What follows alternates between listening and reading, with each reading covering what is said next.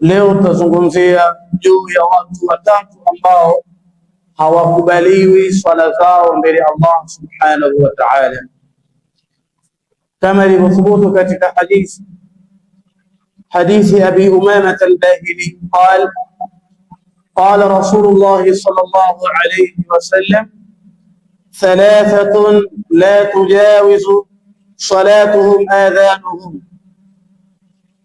Mtume sallallahu alayhi wasallam asema watu aina tatu hazitokubaliwa swala zao, hazitovuka swala zao kwenye masikio zao. Watu wenye sifa tatu hazitopita swala zao kwenye masikio yao. Mtu wa kwanza akataja Mtume sallallahu alayhi wasallam al-abdu al-abiqu hatta yarji'a, mtumwa aliyekimbia kwa bosi wake mpaka atakaporudi.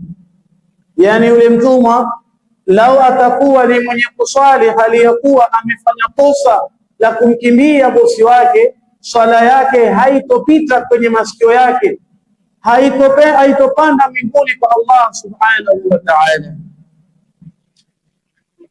Wa imra'atun batat wa zawjuha 'alayha sahit, na mwanamke ambaye atakuwa ni mwenye kulala hali ya kuwa mume wake amemkasirikia.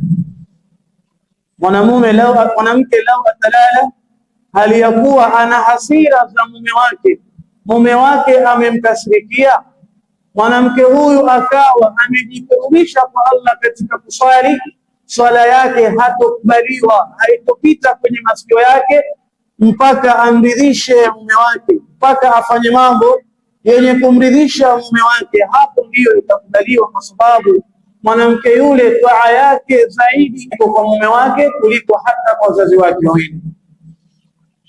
Wa imamu qaumi, watatu ni imamu mwenye kusalisha watu, wa hum lahu karihun, hali ya kuwa maamuma wanamchukia imamu yule.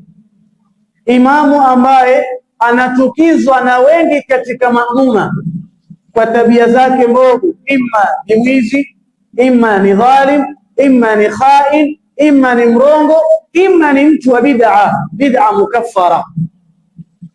Ama yeye ni mtu wa bid'a, basi swala yake haitosihi maadamu